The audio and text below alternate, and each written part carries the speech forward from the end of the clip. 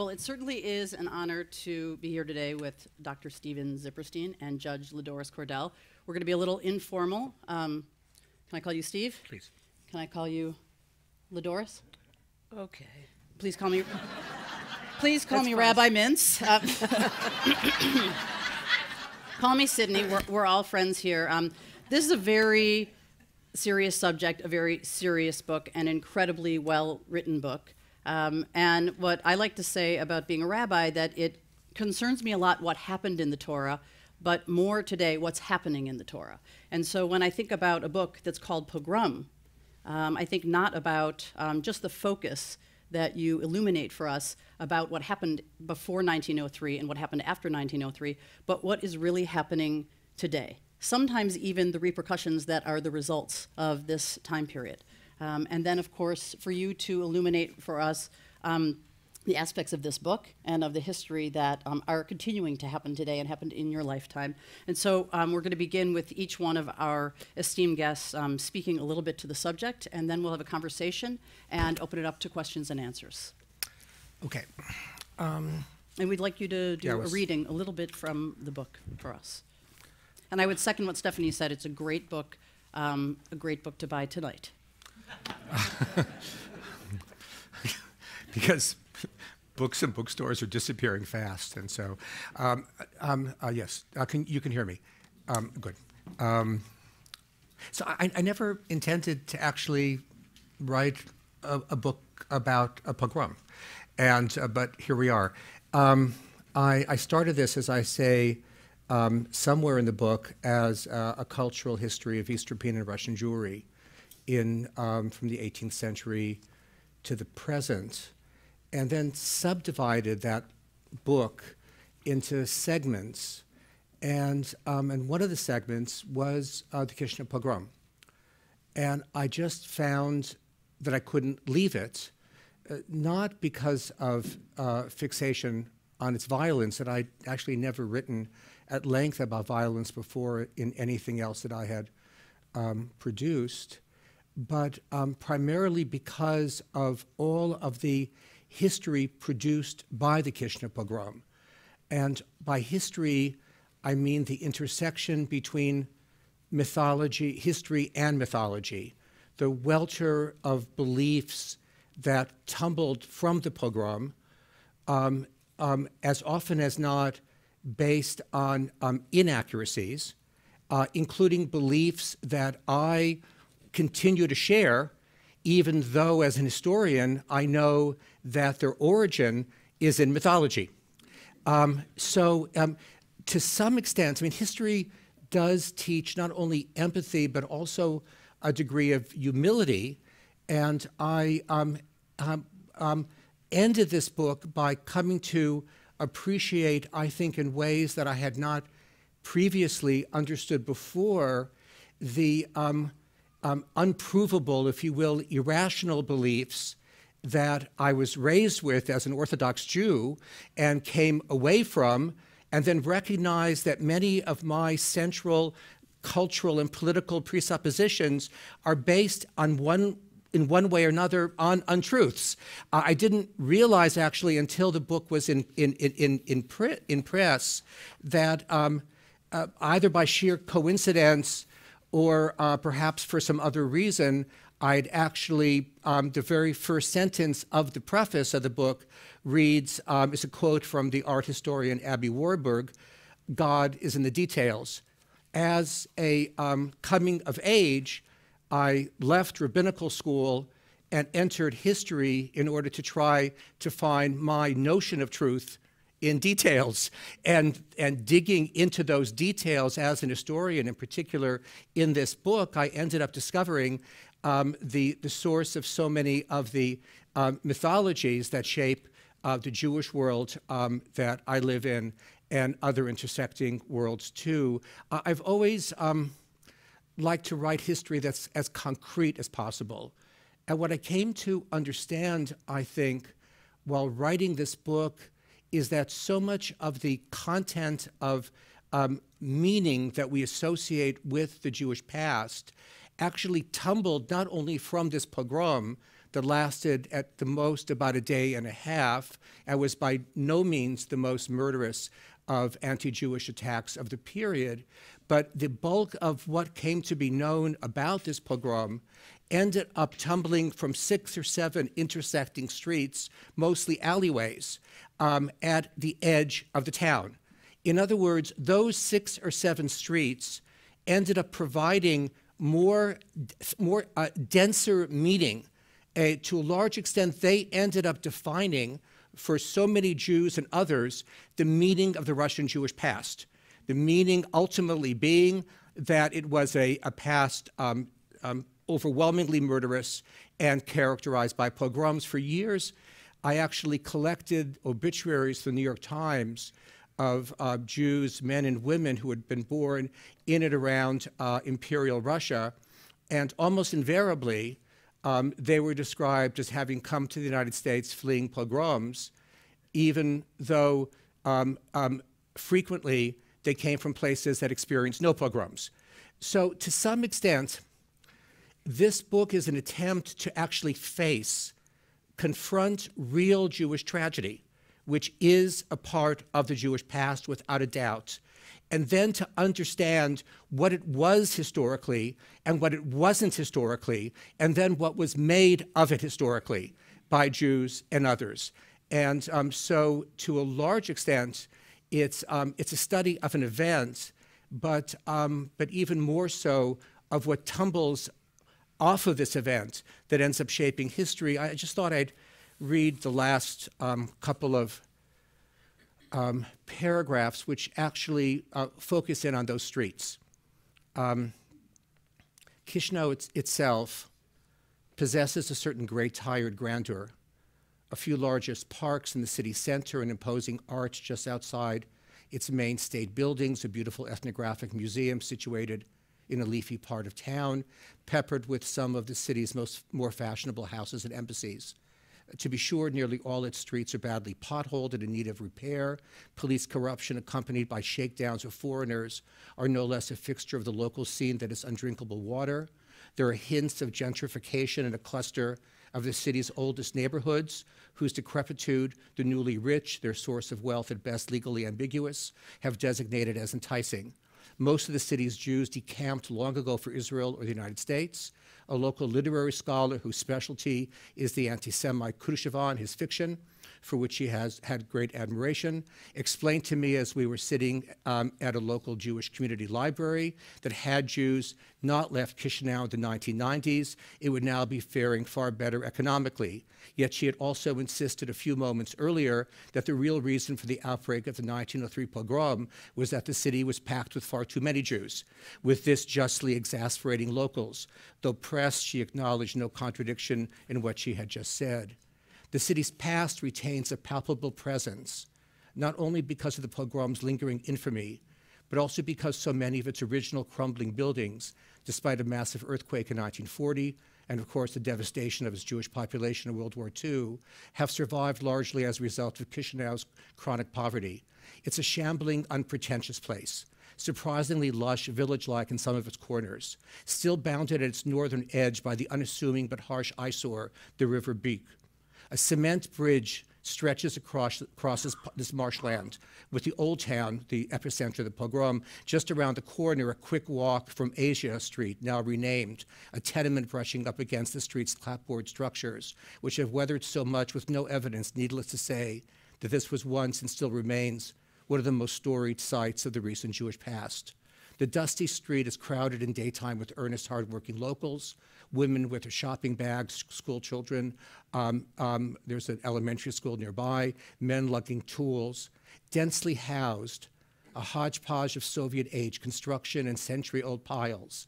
It is a place that has inspired lessons of heroism and shame, cowardice and militancy, loathing or trust for Gentiles, and as many would come to believe, it was here in this crowded alleyway where exile reached its sudden, bloody end.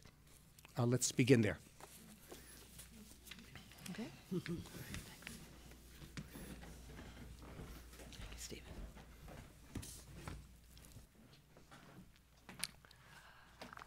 Good afternoon, and I thank you for allowing me to participate in what I consider to be a very topical, timely subject. I am here not to speak for all black people. I am here to give my opinion about things, and I have no hesitancy in sharing my thoughts and my opinion, especially on subjects such as this. So I also want to make clear that when I do talk about the African American experience and talk about the relationship to Jewish history and to contemporary the Jewish communities, I realize that there are African Americans who are Jewish, and I cannot give you any insight because that's just not been my experience to know folks who are both black and Jewish. So when I do make my comments this evening, it's about those of us who are African American and who are not Jewish, but I do not intend to offend those who are both. So what I want to do is just talk very quickly, just to make sure we're on the same page. When I'm to talk about African Americans' story here in this country. And I basically want to give you a primer. It's like a 3-minute primer on our presence here in this country. And then just talk for a very little bit about racial pogroms, and then that'll be it. Then we can have more conversation. So we African Americans are the only segment of the US population that came here from forced immigration. So I divide our history into 3 periods. The first period is 1619 to 1865, a period of 246 years. 1619, the first slave, African, was brought to North America. There are already 20,000, at least 20,000 slaves in Mexico by the time the first came here to this country. So 1619, slavery is introduced to America, and it continued until December 6th, 1865. And what happened then was that the United States Congress ratified the 13th Amendment abolishing slavery. So during this period of 246 years, 12 million Africans were forced from their homes, 10 million of whom survived to be here in this country. My great-great-grandmother and great-grandmother were slaves in the South. So that's the first period, 246 years of outright slavery. Second period, 1865 to 1965, another 100 years.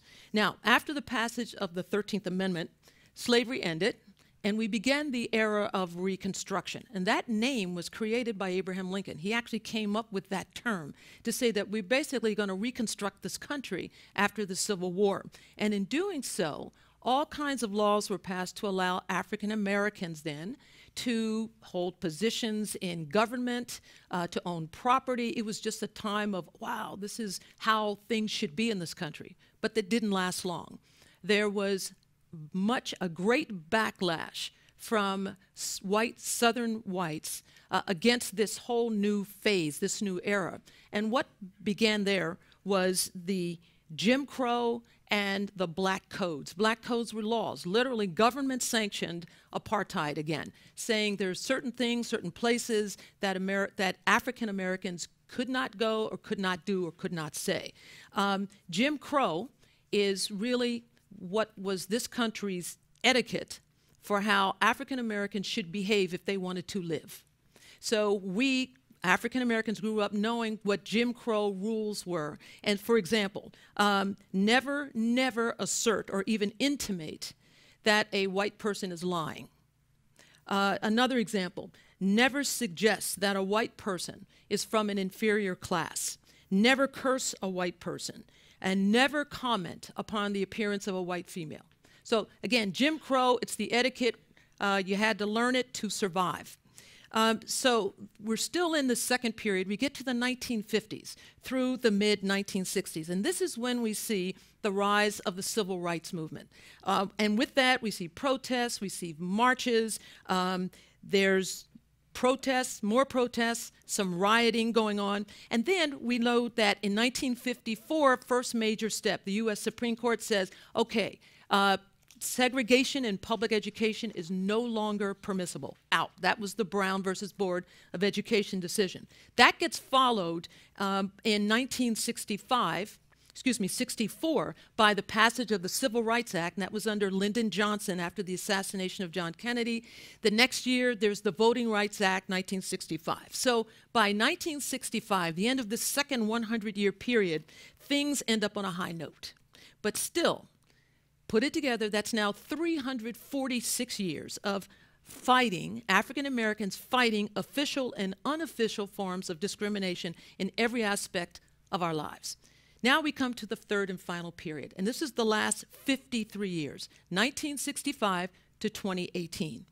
So let's see. So we had a black president who achieved many successes, but in the face of some raw, racist opposition. But more than that, what did we get?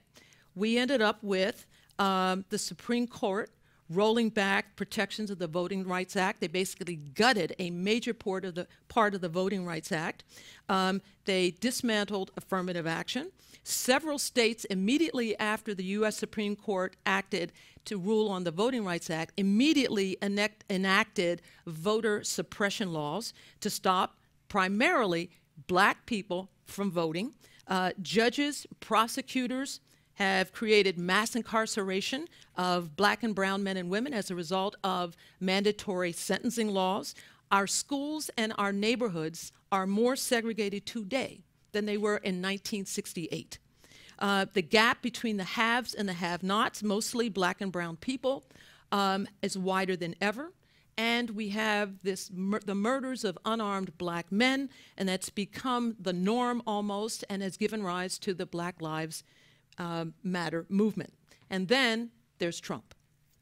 So that's 246 years of slavery, 100 years Jim Crow, and then the last 52 years of mounting oppression. So 398 years, let's round it off to 400. 400 years during which African Americans have been in a constant battle to just survive. So that's very depressing. It's very depressing. And so what better time than now to talk about America's racial pogroms? So just very briefly, in the decades, the greatest number of racial pogroms, and I'm not just making up that term, I got that term from Jewish newspapers and dailies had coined this phrase, comparing what was happening to African Americans in the South to what had happened to Jews. One comparison was the Jews leaving Egypt, and the other was just to the pogroms that had occurred in Russia. So I'll just use that term. I'll interchange it between racial pogroms and race riots. But when I say racial riots, some people think, well, that's just angry black people burning down stuff.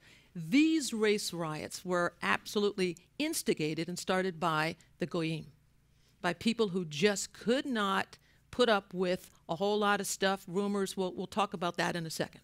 So the greatest number of racial pogroms occurred during and just after World War I. And during that time, that began the Great Migration of African Americans leaving the South and going toward the North. So the summer of 1919, my father was born in 1918, the summer of 1919 has been dubbed Red Summer because in that year, and actually those summer months, there were 26 racial pogroms in places ranging from Chicago, Washington, D.C., then Arkansas, South Carolina, Tennessee, Texas, Nebraska. And what I did is I wanted to just see where these places were. So I have a 3-sheeter here that says race riots just of the 1900s, and I only took it up to 1919. So this is just 1900 to 1919. And the summer begins here of the rioting in this country. At the bottom of the page, there's 5, and it's this entire page of racial rioting going on across this country, from Philadelphia, Pennsylvania to New York City, Georgia, Mississippi, Tennessee, Baltimore, Maryland, Darby, Pennsylvania, Knoxville, Tennessee. So I wanted to look at 1903, since that is the center of Stephen's book, the the 1903 pogrom, and I wanted to know what was happening in this country, 1903, with respect to racial pogroms. And there were at least 3 in 1903. And I just decided to focus on one in Evansville, Indiana. And very briefly, here's what happened. It was a very hot evening. It's July 3rd, 1903. It's 5 p.m., so it's still daylight, and it's a hot day. A white police officer is called because a black man named Lee Brown has left the bar and he didn't pay. He was accused of not paying his tab. So Lee Brown leaves the bar. Officer comes, it's a white officer, pulls his gun out. Lee Brown turns and pulls his gun out, and then there's this wild gun shots going back and forth, and they are both shot. They shoot each other. The police officer eventually dies. All right, so when the residents learned the next morning that this officer had died, a crowd starts to congregate outside the jail because Mr. Brown had been arrested. He was wounded, but he had been placed in the jail. So this crowd starts building up. This is the next day. Now it's the 4th of July.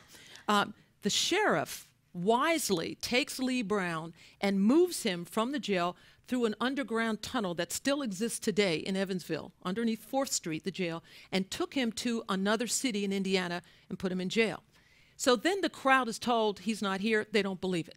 So the crowd is now thousands of people, white people, angry, are now gathered outside the jail. They're told he's not in there. So they grab a telephone pole, they cut it down and use it to ram the door to get into the jail and find that he's not there.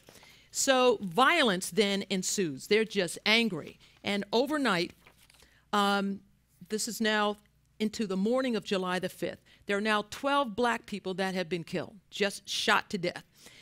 The Indiana governor eventually declared martial law in Evansville, and he sent a force of 300 state militia into Evansville, but not before the rioting and the shooting and the killing had gone on for 4 days. And the mayor of Evansville was heavily criticized for not calling on the troops to quell the rioting earlier, and Lee Brown eventually died of his wounds in the jail. So let me just wrap up by talking a little bit, because Stephen talks about this in his book as well, the similarities between pogroms, Russia, and these racial pogroms. And I find it fascinating.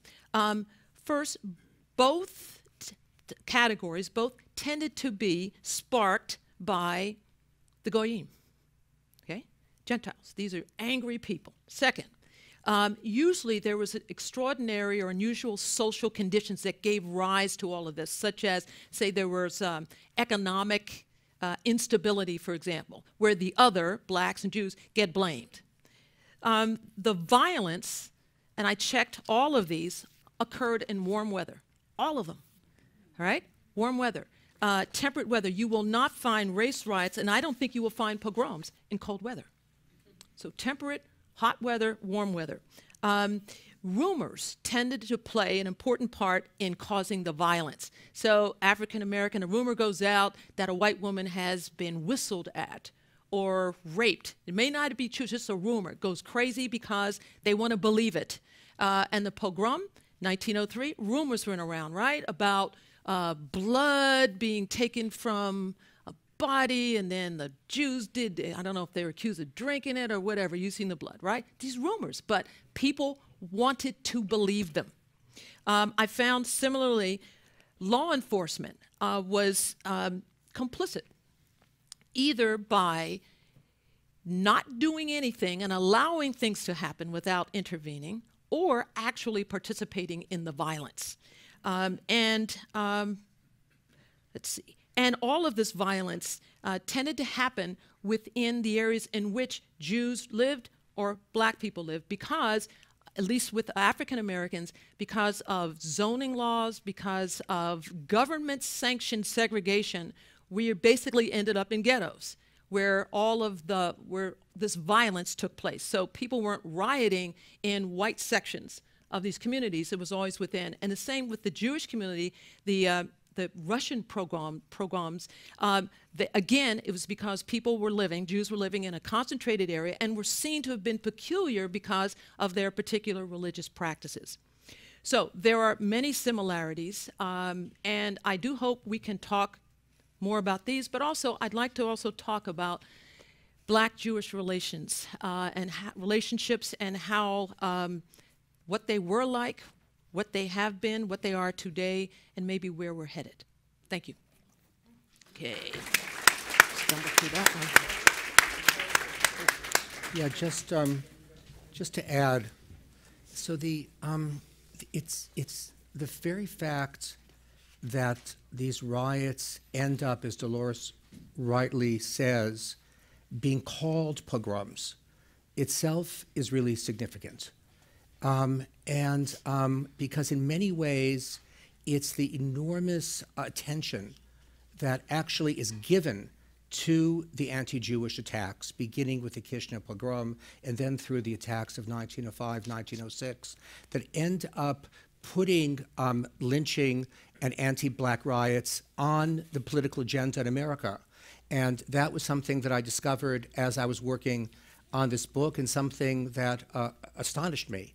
In many ways, lynching, similar to pogroms, are often blamed on the victims.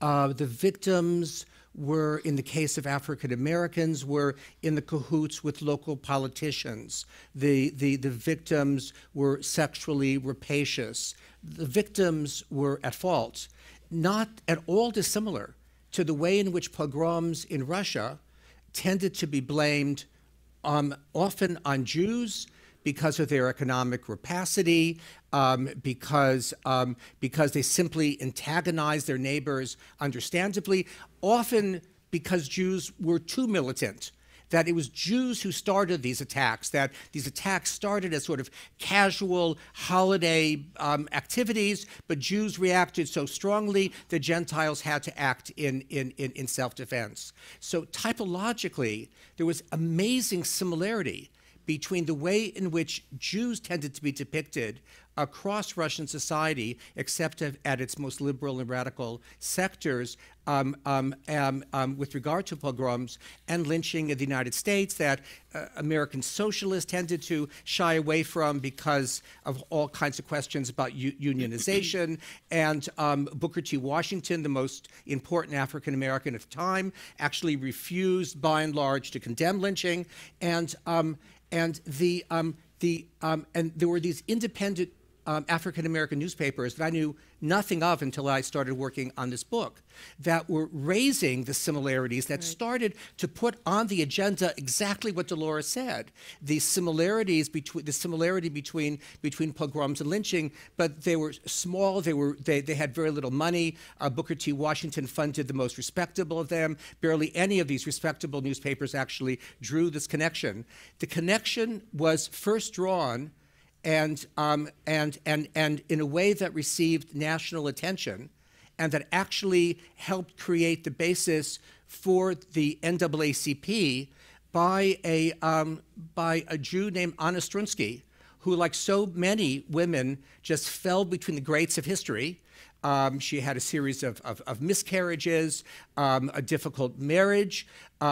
She, and I'll explain how briefly in a moment, how she actually drew the intersectionality between pogroms and lynchings on the stage of Cooper Union at a launch for her husband's book, where she was helping to facilitate her husband's career, like so many women do. And on the stage, Anna Strunsky, who I'm proud to say was a Stanford graduate. She didn't graduate at first because apparently there was a man in her room, and that was against Stanford rules at the time. Those rules, Stanford has changed, and she was a very important Bay Area radical. She moves to New York after the San Francisco earthquake. She's fluent in Yiddish and Russian. She travels with William Walling, who comes to be her husband, in Russia for 2 years. He writes the first major book in any Western language on Russian radicals. That's the main precursor to John Reed's 10 Days That Shook the World. If you look at John Reed's book, he acknowledges that Walling's book comes before him. She's on the stage at Cooper Union, and they're pushing Walling's book, and it's there on the stage that she actually says, you know what? and she had just actually witnessed the Springfield riots of 1908, and she actually says, you know what? Those lynchings are worse than the pogroms that I saw. There's a meeting right afterwards, and the NAACP is called something else the first year, which initially is a support organization for blacks, and then it becomes an African American run organization, is established in their apartment on West 38 in New York in the wake of Anna Strunsky's formulation. She's too ill to attend the meeting. She's in another room wrestling with the prospect of another miscarriage. She does not attend the first meeting of the NAACP. Her husband becomes the chair, and so is history. She wrestled with writing. She had a very hard time producing manuscripts that she wrote. But when I went through a manuscript of hers that's now in Yale Special Collections, a manuscript called Revolutionary Lives, which again she never published, just on pages, at the edges of so many of the pages of the manuscript were scribblings of her children, love scribblings. And about how their home is the happiest home because of their mother. You know, another reminder of what counts in history. And so this, to some extent, like the recent episode in Parkland, where you have so many shootings and so many killings and so many African Americans affected by these killings, and then finally you have one in a place with middle class, upper middle class kids who are able to actually translate these horrors to the larger society. There's a kind of typological similarity between the now completely forgotten Anna Strunsky, who nonetheless really does create history both in her home and beyond it, and events that we're seeing on the streets of the United States today. Somewhat controversial to talk about or to position the founding of the NAACP by not only Caucasians, but Jews. Yes. But going back to what you talked about a little bit about exploring the history and the relationship between blacks and Jews. When we spoke, you talked a little bit about growing up and your mom's involvement and who the president was. So can you speak to that? Right. So I do want to preface this by saying I'm very sad that the relationship that did exist in the 50s, early 60s between African Americans and Jews is not there. And I see this forum, for example, as a step toward maybe rekindling that. And it's healthy to talk about why it went away, right? So when I grew up outside of Philadelphia in a city called Ardmore, Pennsylvania, and it's right near Bryn Mawr. I was born in Bryn Mawr Hospital. I grew up in a segregated community. So Ardmore is the home of the Main Line.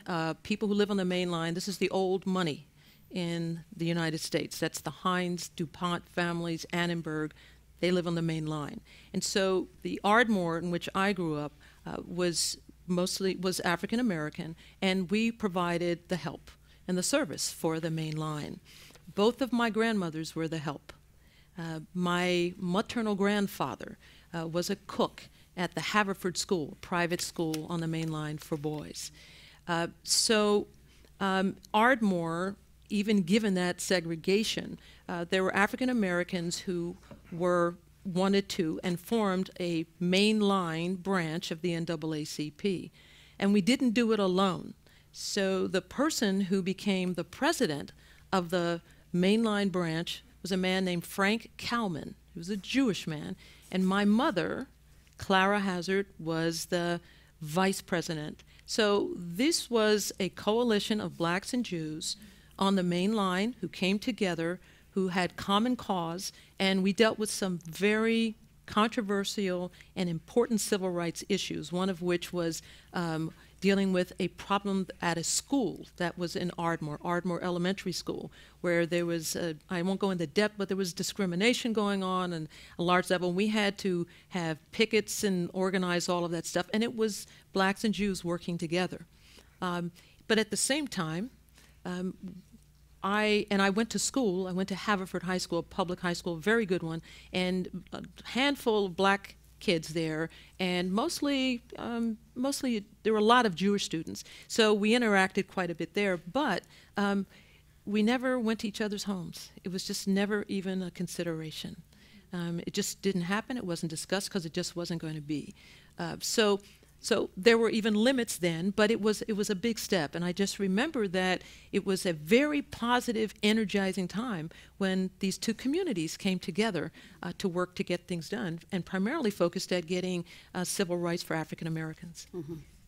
It's fascinating. It's a fascinating part of our history.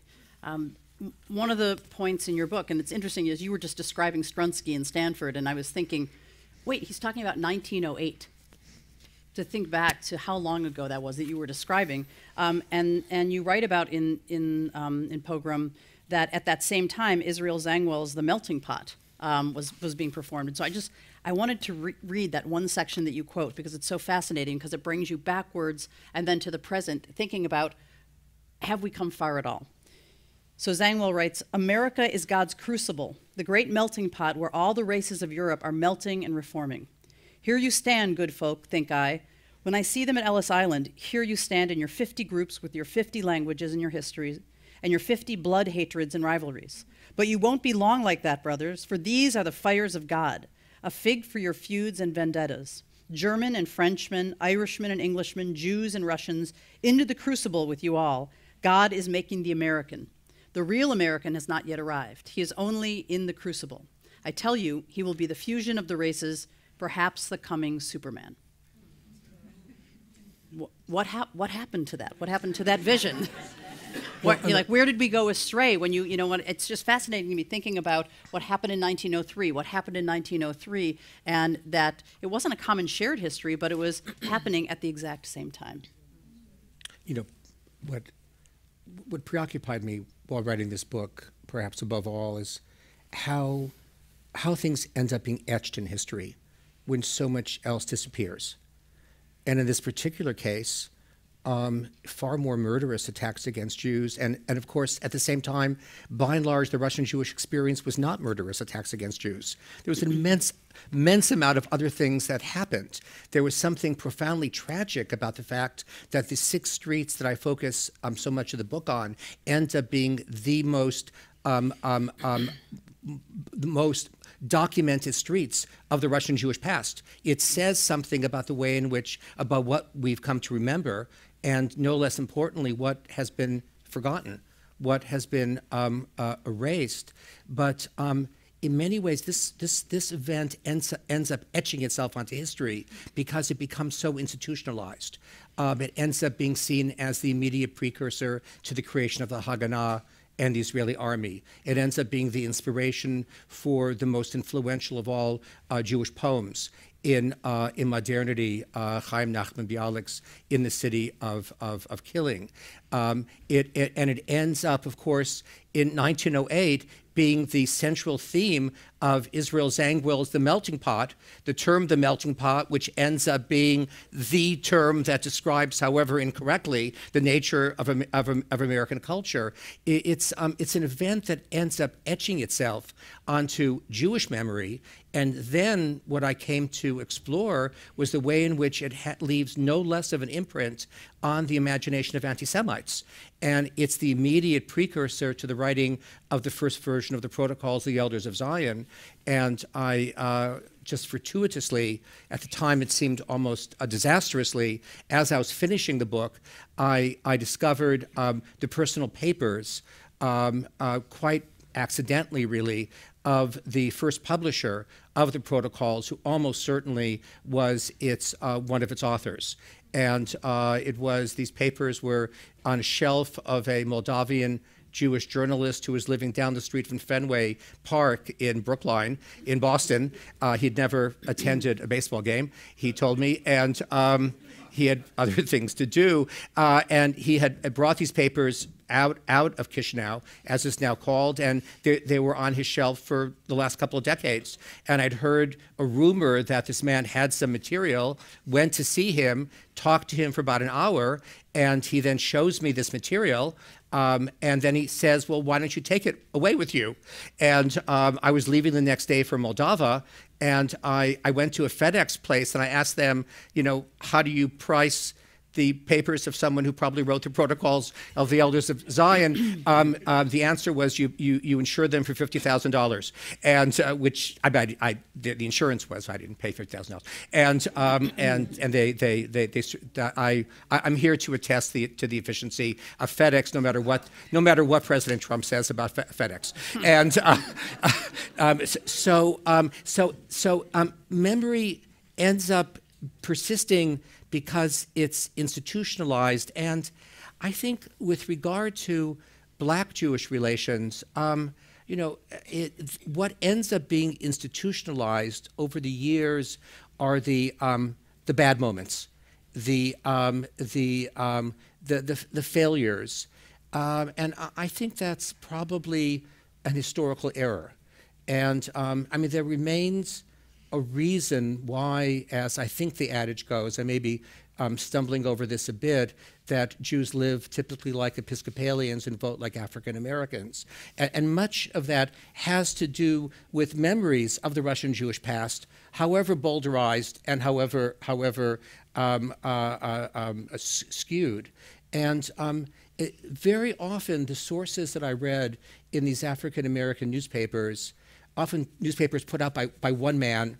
The entire newspaper was put out by this one person, barely any money, struggling papers, admitted that they expected more out of Jews.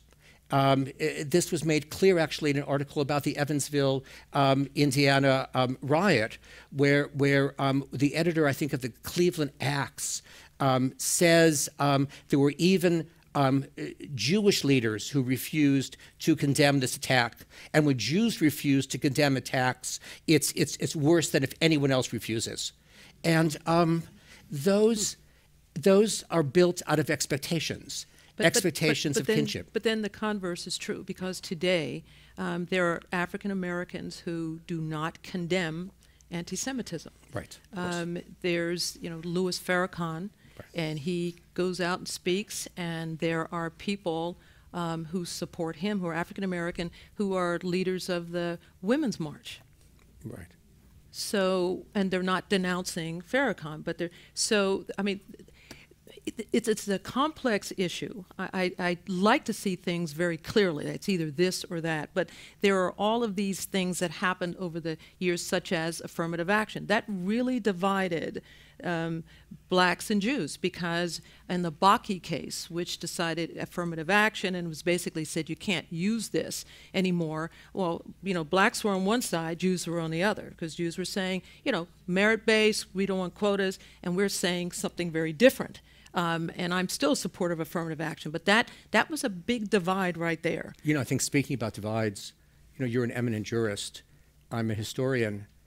Historians rarely talk about this or that, because it's almost always in between.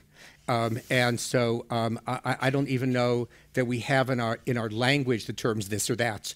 And in many ways, the whole thrust of my book is an argument against this or that, how things in history end up being so astonishingly surprising, so astonishingly messy. And it's unsurprising that a relationship between African Americans and Jews over the last 150 years, given the drastically different way in which, as you pointed out quite correctly, we came to this country, the way in which we came to this country, the cultural baggage that we brought to this country, the way in which, though we were discriminated as Jews, we were nonetheless white and benefited from being white, and at the same time recognized that we had to work 3 or 4 times harder, like other minorities, in order to get anywhere. The history is immensely complicated, and that it is an awkward one, yes. Not infrequently is unsurprising. And there's a subject, I mean, there's Israel. So you have And there's African Americans who look at Palestinians and just say, hey, look, there's people of color. You've got the Israeli government, they're white, and just see it as that. So that's another big division. How do we get, that's the big question, how do we get through this so that we can, you know, build that relationship? And we're also living at a time under this current administration where it isn't about facts, and it isn't about talking to one another, disagreeing without being disagreeable. That's not what's happening now. People are yelling at each other, not communicating, and that's really in a tone that's now being set in this country. So we have that to deal with, and then looking again at our history of the relationship between blacks and Jews and wondering, like, we at one point we at least worked together. That's not happening now. We need to be. That's my belief. But the question is, you know, how do we get over, how do we bridge these gulfs? Just one last comment along those lines. I think one of the more persistent and in some ways unsettling aspects that I kept on bumping up against in my book, and I started it long before Trump became president, but it became all the more significant to me in the wake of his presidency, is how so many of the ostensible facts that we've come to believe, that our ancestors, our immediate ancestors came to believe, were, in the common terrible parlance, themselves based on, I won't say fake news, because that has the meaning of fake news today is news that I don't like, but is based on mythology. Mm-hmm. How so many of those mythologies not only animate the people we disagree with, but animate our own beliefs. And it makes it all the more imperative, it seems to me, to just interrogate information with extraordinary scrutiny, because I saw the historical actors who I was wrestling with, how they came to believe things that were ostensibly persuasive, but were simply untrue, and that ended up being part of the firmament of our lives. So just let me add one last thing that I just found so disturbing. I came across a survey that was done in 1998. I couldn't find anything more recent, but I didn't have that much time to look. But it was a survey about Black-Jewish relationship and basically about antisemitism. And so respondents were asked 11 questions. So African Americans were nearly 4 times as likely as whites to have answers that identified them as being of the most anti-Semitic category. Among blacks with no college education, 43% responded as the most anti-Semitic group versus 18% for the general population. And this percentage fell to 27% among blacks with some college education and 18% among blacks with a 4-year college degree versus 5% of the general population. Wow. I find that so upsetting and unsettling. Well, you know, when you say, like, what can we do? When you think about, you know, when I said this is a great book, it's a disturbing book. It's a great historical survey, and it points to the way, hopefully, that we can come together and in this way have conversations. When you talk about the relationship between blacks and Jews today, I have to give a little plug to the work of Ben the Ark, Jewish Justice Partnership, where one of the main focus points, anybody here from Ben the Ark? Good. Some of our Ben the Ark representatives right here on stage. I'm a national board member. Our regional director, Susan Lubeck, is here. The idea of pushing through that place where there's almost like a one-upmanship of anti-Semitism is worse. No, racism is worse. And in this sense of my victimhood is worse than your victimhood in this country. When in fact you have, you know, you're a white Jew who's saying, that was privilege that brought me to a place that an African American did not and could not have. And so continuing to have conversations where we are just raw and we are vulnerable with one another in a Trump era, all the more important. So I do want to turn to some of the questions that have been asked by our very bright audience. And this gets to a little bit of the connection about anti-Semitism, Israel, and racism. Do you see a connection between the pogroms against Jews to the current policy of Israel regarding the Palestinians? It's one of the problems with written questions. See, if this was asked by someone, I'd ask the person to speak a little bit more about what he or she meant. But I can't ask the piece of paper. Right. So do you see a connection between the pogroms against Jews? He's right there. Oh. Would you mind? Well, yeah, please. My name is Mike Bernstein. I mean, there's a small card, and so you couldn't write everything. And yeah.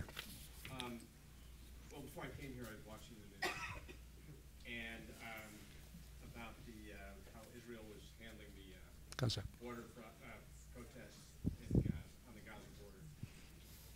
And when you were listing the similarities between the racial pogroms and the pogroms perpetrated against Jews, I was thinking all those elements that you included, every single one of them, including the weather, apply to what many people, myself included, feel that Israel is doing to Palestinians. So I was going to, originally my question was for you, Professor, do you think that the victimhood and the humility that was suffered by the Jews of Eastern Europe, as exemplified by Kishinev, was there any connection between that and the way Israel politically and militarily is handling Palestinians? Here's the beginning of an answer. And obviously the question, as you appreciate, is enormously complex. And so let's assume this is the introductory section to an answer, okay? To the extent to which there might be said to be a connection, I would suggest the following. One of the lessons that ends up tumbling from the pogrom, that ends up enters into the heart of Zionism and enters into, in many ways, the heart of Israeli identity, is of diaspora passivity, of the passivity of Jews when faced with horrors, a passivity that had to be redressed in a Jewish home. And this ends up being built into the spine, in many ways, of Zionism. What actually occurs in the pogrom is far more complicated. In fact, as I alluded to briefly before, in trials that go on from the summer of 1903 through December, and one could read this when one reads Russian in the transcripts, the main argument made by the defense attorneys defending the pogromists is that the Jews were simply too militant. It wasn't their fault. They were simply enjoying themselves. Some of them might have been drunk. The first day, Jews reacted with such militancy because Jews don't know how to contain their violence, and consequently the Gentiles responded in kind. Jewish memory ended up remembering shame, ended up remembering passivity.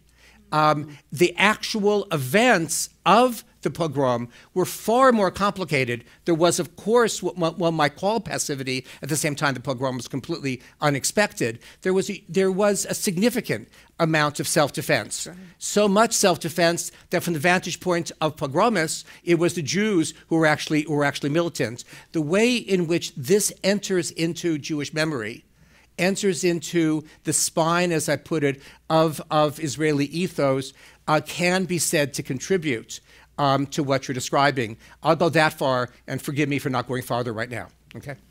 Well, this is actually a link to that, which brings us backwards in history. This is a question about local rabbinic theological responses to the pogrom in Kishinev. Is there anything known about post-pogrom about the rabbinic or the religious community of Russia and their theological response to that? Yeah, it's an interesting question, and I have to rewrite the book. And Pogrom, the sequel. No, and I'm asked this by the rabbi of the largest building in the city. Rabbis, by this point, first of all, there are no major rabbinic figures in Kishinev in this period, and not until the 1920s.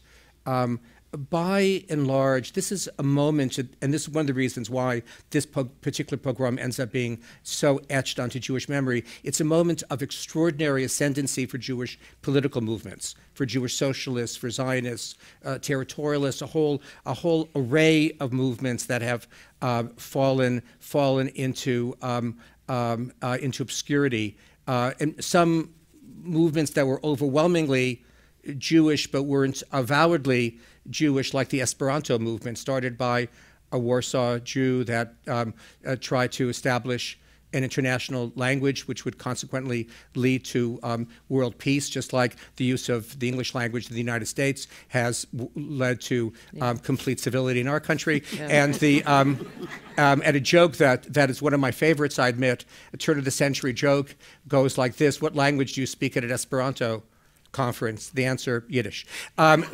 So by and large, rabbis are pushed aside in reaction to the pogroms in Russia, and also in the reaction of the Lower East Side, where so much of the political reaction in the United States is. And so actually there were no really resonant rabbinic voices that I encountered. There were rabbis, but no rabbis who actually stood out and had any significant influence in the pogrom's immediate wake that I could be able to speak about. Okay. This really is for both of you to talk about the role of the press. So the question is, can you both comment on the role of the European and American Jewish press and the African American press in documenting anti-Jewish and anti-African American pogroms, and any publication of calls for justice or equality as a result of the racial pogroms or the pogroms in Europe? Yeah, the press has an enormous influence. I mean, first of all, it's the first Jewish tragedy that is actually recorded with pictures, with photographs. The very fact that there were 45 Jews killed, 4 others die of wounds incurred subsequently, the fact that the relatively small number actually ends up enhancing the tragedy, because you could actually photograph all of them. And there are photographs of 45 dead Jews shrouded. You can't do that in the wake of the October 1905 Odessa pogrom, where 600 Jews are killed. And so, to some extent, a bit like that dead Syrian child on the beach that focused American attention on immigrants for about 5 seconds. The very small number actually helps focus attention. So you have pictorial history, you have the Hearst Press, which is enormously important. Hearst is then, think about the similarities, massively rich, trying to run for every possible electoral office, hoping to become the Democratic governor of New York, hoping to become the Democratic presidential candidate, and banking on Jewish voters who are suddenly quite numerous in New York, and willing to basically exaggerate anything. The pogrom becomes what it becomes for Jews, liberals, and others, not so much after it happens, but after a document is published that is signed by the Minister of Interior of Russia, Pleve, that proves that the pogrom was the work of the government. And it's this that is the primary proof text, the argument made by Jews and other good-hearted people that restrictions against Jewish immigration is brutal, even though Chinese immigration has been restricted the previous year in 1902, and it's this proof text that ends up opening in many ways the porthole for Jewish immigrants to come to the United States. In many ways, the reasons why so many of us are here. The document is a forgery. Pleve never signed it. And it was written, no doubt, in sincerity by people who believed that if they had access to what Pleve actually thought, that's what he would write. And so it was written with sincerity, but it was a forgery. And typologically, and this I think is perhaps one of the more controversial arguments made in the book, although is that the Protocols of the Elders of Zion are written in the wake of the Kishinev pogrom with a comparable sincerity. Now, I'm not collapsing the implications of the two. I'm not collapsing their texts. But the protocols are written with the belief that if you actually had the elder of the Jews in a room and you interrogated them, like in Homeland, this is how he would sound. And in many ways, inspired by similar sentiments as the Plevet letter, and both spill in the wake of the Kishinev pogrom. Both end up in newspapers. Both are widely read by constituencies. Newspapers are crucial to the story. So before I just want to point out, I mean, it's fairly evident to us all that one of the biggest differences is, one of the big results of the pogrom is, you talked about Zionism, but there was a place to go. So that people ended up in Palestine and people ended up leaving and coming to this country, and with racial pogroms, there was nowhere for the African American community to go. So the press had a very different lens on that. So I just want to take two different approaches on this press question, and I'm so glad it was asked. I'm going to talk about today. We're in trouble. The Fourth Estate, this is what maintains our democracy. And we're in big trouble because the press today is under attack like never before. Do not take democracy for granted, because it's starting to slip away. And the press is just critical. So that's on the positive side. But there is a negative side. And by that, I mean this, that the pogrom of 1903 was spurred on in large measure by one person who ran the newspaper, who ran information that was rumors, lies, and basically incited the Gentiles to start building up this anger against Jews.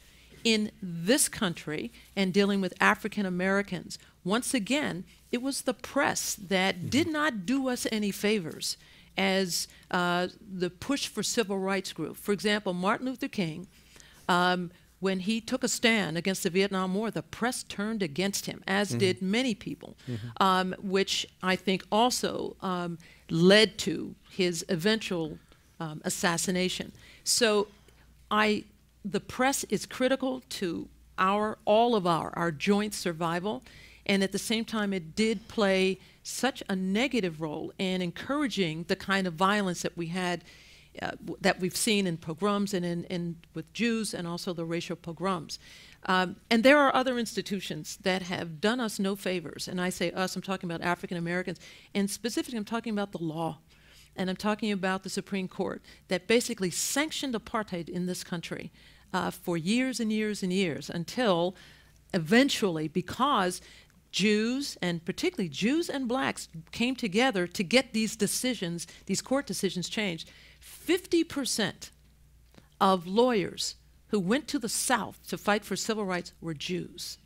50%, more than 50% of all whites who were non-lawyers, who just went to the South to volunteer, were Jews. So critical, and it worked. I mean, we were able to get these laws passed. So the press can be instrumental in some ways to perhaps bringing us together. And the press has, just like other institutions, have really worked to harm the coalition that we once had. You pointed out it was Pavel Khrushchev who was the, you point to him and you said, and I did not realize that he was the author of the Protocols of the Elders of Zion, or one of the authors. He's so the difference, and I mean scholars are often made fun of the term whenever Obama sounded opaque. He was called academic. I think that really what academic work is about is trying to wrestle with real clarity. Universities are a blessed place. So I would say he is almost certainly the author or co-author. Other scholars would say he may well have been, and so. But okay, I want to be fair to those friends of mine. But yes, he is that. That wasn't a question. That was just a comment on my part. No, you end up in scholarship stuttering a lot because of these useful equivocations. So the question that I was getting to, Professor, is yes, Rabbi. You point to the shift between the anti-Semitic ideology from one that's mainly religious to one based in economics and in cultural conflict. Right. And so I'm wondering for both of you how that shift has permeated our country, and then in terms of racism, has there been any shift in that same way? You know, I'm not an expert in this field, so I can only go on. Thank you. Just fine. You know, I'm. So the caveat I tell you is I'm not an expert in this area at all. I'm not sure exactly what you want to hear from me, but are you? I wanted to when I was reading, when was the it was the New York. What was the review that came out today? National Review. The National Review of Books. right. A great review from the National Review of Books. Just that change from anti-Semitism being predominantly religious to shifting into an economic or a cultural system that comes up. And I guess my question for you, LaDoris, was more about as you talked about forced immigration.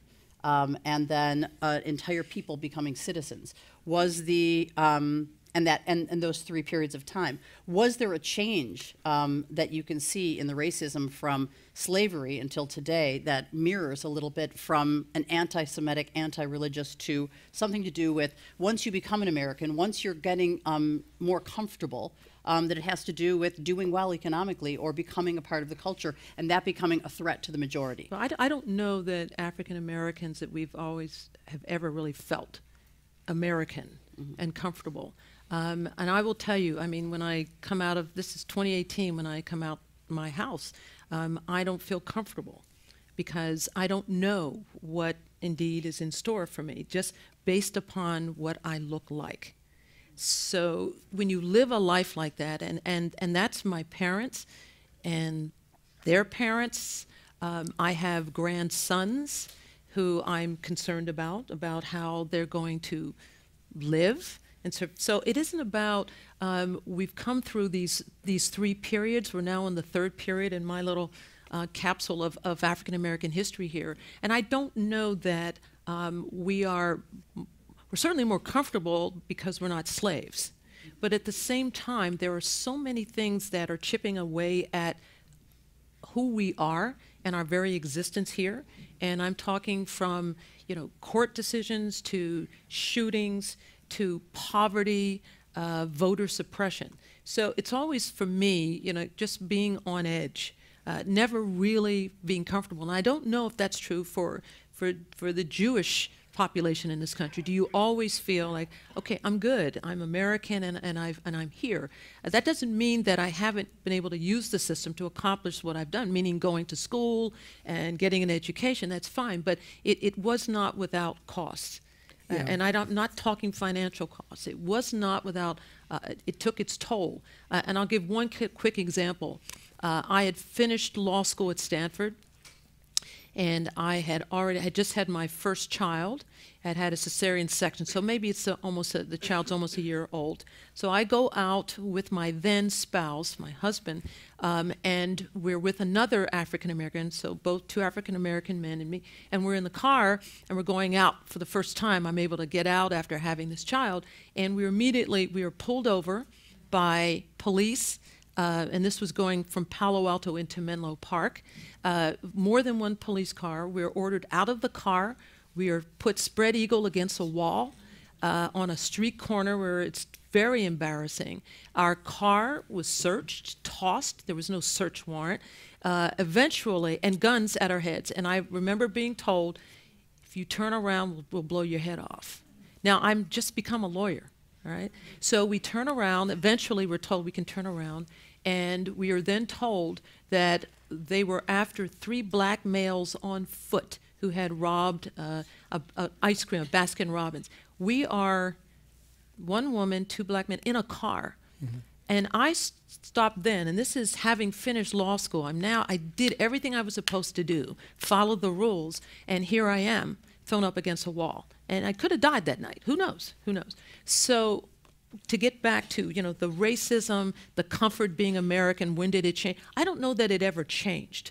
Other than that, we're not slaves, but at the same time, it sometimes psychologically feels that way because we're just, as a people, I think, uncertain about what is going to happen next, where we were headed, what roadblock is going to be put up there now. And right now, I will tell you, I feel that these barriers to our being American are being piled up higher and higher, but it's under this administration, more so than ever before. Maybe to just move toward a conclusion. Obviously, there's no one from my immediate background has ever had an experience like that, and that's there's a stark difference, and we've become more and more aware of those stark differences in the last years. I think where there's similarity is in the way in which something like the protocols, which draws on a religious animus but is a secular document, ends up having the kind of legs that it continues to have. Mein Kampf, other anti-Semitic literature is vast, and essentially all of it is in the back shelves. But the protocols continues to have real life, and we saw that in the last election with allusions to the protocols, and how and why it is that the assumptions remain, presumably not disassociated from religious assumptions, that Jews who in the distant past were so insidious that they actually even killed the Son of God, are capable of anything. If you could do that, what barriers are there? And so one has to assume that even when this literature is secular and is refracted through a secular prism, there is a kind of religious infrastructure to it. So no one I know, no one who looks like me, has, to the best of my knowledge, experienced an experience like yours. And I don't think one could draw any comparison. I think any comparison would be insidious between what you're describing and what I'm describing. But at the same time, these notions eerily, mysteriously persist, and they have a certain kind of polity. They have a certain kind of capacity to move people, and that one has to be attuned to, whether one's Jewish or not. And I think it's that, or in some measure, that actually brings our people together. And I think that Jews are more seen as a greater threat than African Americans to those who are anti-Semitic or racist. Absolutely.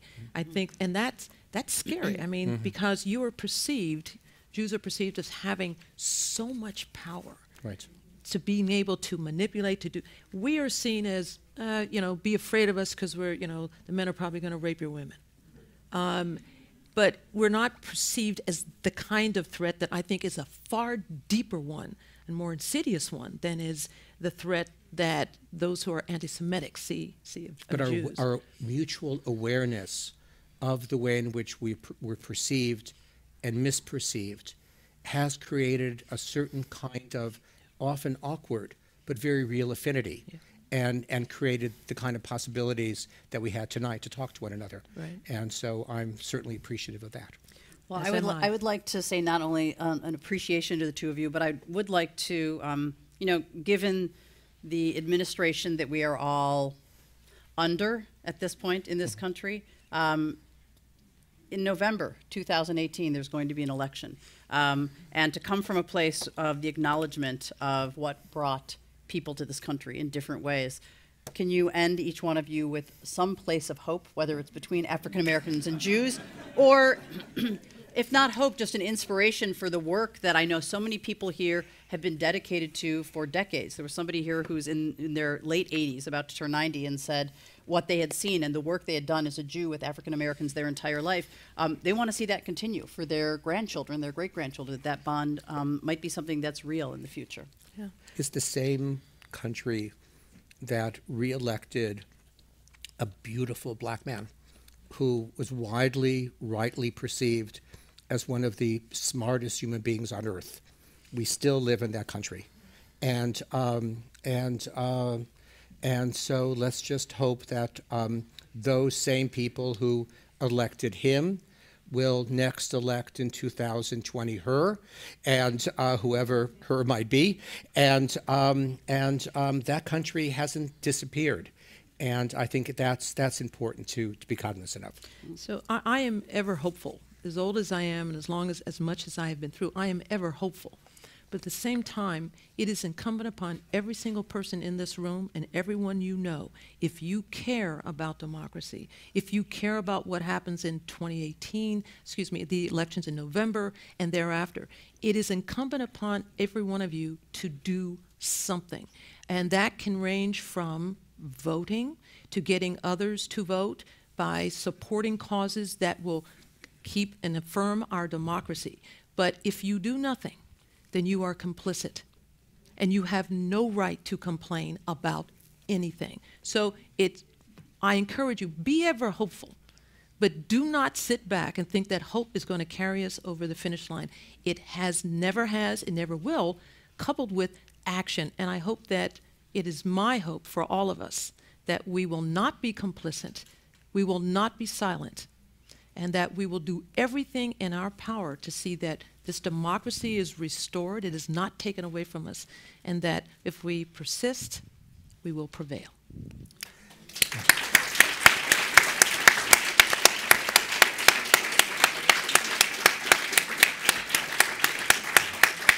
Dr. Steven Zipperstein and our infamous and now famous Judge LaDoris Cordell, I want to thank them both so much. And whether you knew it or not, you were quoting from the book of Esther. And it was very powerful to think about what hope there is for all of us in future generations. The strangest of all Jewish books. Exactly. So please stay for some book signing and to speak with us. Thank you for being here.